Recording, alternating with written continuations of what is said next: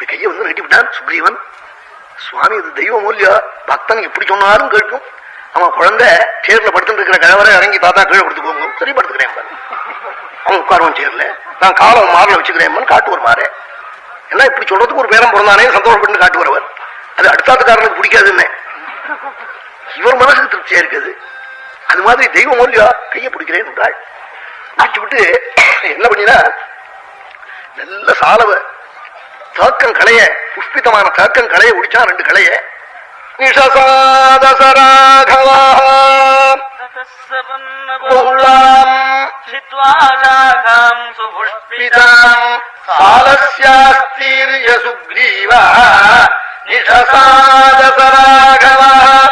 ரெண்டு களைய உடிச்சு போட்டு தாக்கங்களைய பூத்த களைய எடுத்து போட்டு சுவாமியை உட்காந்து வச்சு தானும் உட்கார்ந்துட்டானாம். இது சுவாமிக்கு ரொம்ப பொறுக்கவே இல்லை. பக்கத்துல லட்சுமணன் நிக்கிறான். அவனுக்கு ஆசனம் கொடுத்து இவன் உட்காந்து வச்சுட்டு இவன் உட்காரவா. அவரு இப்படி எல்லாம் அசட்டு வீரனை இவன் பண்ணுவேன்னு தெரிஞ்சுதான் ஹனுமார் சொல்ற போத பூஜனீய தமா ஊகவுனாள் 2 பேரையும் சேர்த்து பூஜை பண்ணுன்னு சொல்லி வச்சிருக்கார்.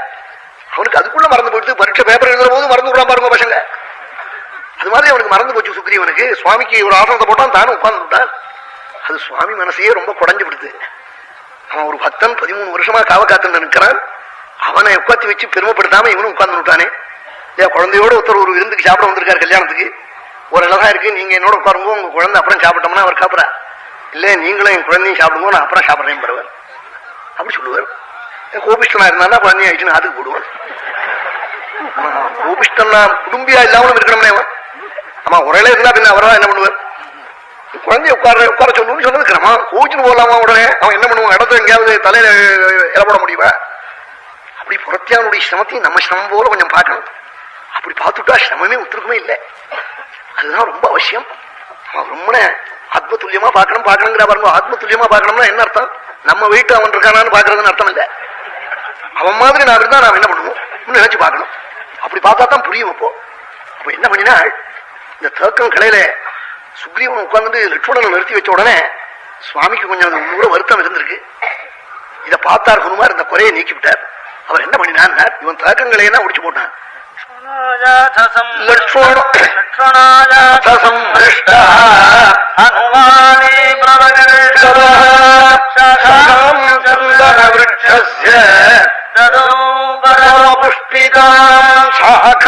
சந்தன அங்க புஷ்பிதாம் நாள் சுக்ரீவன் முடிச்ச தேக்கங்களையே இங்க சந்தனக்களை பரம புஷ்பிதாம் நாள். ஒரே பூதான், இலையே இல்லை.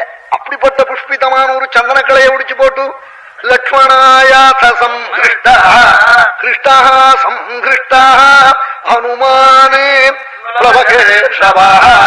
பிளவகேஷவனான ஹனுமான் பரம சந்தோஷத்தை அடைஞ்சாலாம். ஒரு பக்தனுக்கு கைங்கரியம் பண்ண முடியாத பாக்கியம் நமக்கு கிடைச்சதே. இதை நமக்கு நிலவலையா விட்டானே, அவனே பிடிச்சு விடாமே என்ன. அவர் வேஷான சந்தனக்கலையை போட்டு லட்சுமண விஷயத்தினாக நிறுத்தி வச்சு அவனை உட்காராம இவனும் உட்கார்ந்து குறை எல்லாத்தையும் நீக்கி அப்படி எல்லாம் பண்ணி பூஜை பண்ணிவிட்டார் லட்சுமணனே ஹனுமார். சுவாமிக்கும் திருப்தியா போச்சு. உடனே ஹனுமார் பார்த்தார், இவன் ஆரம்பிக்கிற போதே சக்கியம் சரியா இல்லையே சுக்ரீவன், இதை சரியா நல்லா இது பிரியாத ஸ்நேகிதமா பண்ணி பண்ணும் இந்த ஸ்னிக்த பாவத்தை தீர்மானம் பண்ணி என்ன பண்ணினார்? அக்னியை கொண்டு வச்சு அக்னி சாட்சியமா இருக்கணும். உடனே சுவாமியும் சுக்ரீவனுமா அக்னியை பிரதட்சணம் பண்ணி இன்னமே நமக்கு வர சுகதுக்கங்கள்லாம் சமானம். அப்படி எல்லாம் மித்ராள்னா என்ன அர்த்தம்? அவனுக்கு ஒரு ஸ்ரேயஸ் ஏற்பட்டா இவன் சந்தோஷப்படுவான், அவனுக்கு ஒரு கவலை ஏற்பட்டா இவனும் சேர்ந்து கவலைப்பட்டு அதை நீக்க எத்தனை பண்ணுவான். இதான் மித்திரபாவம்.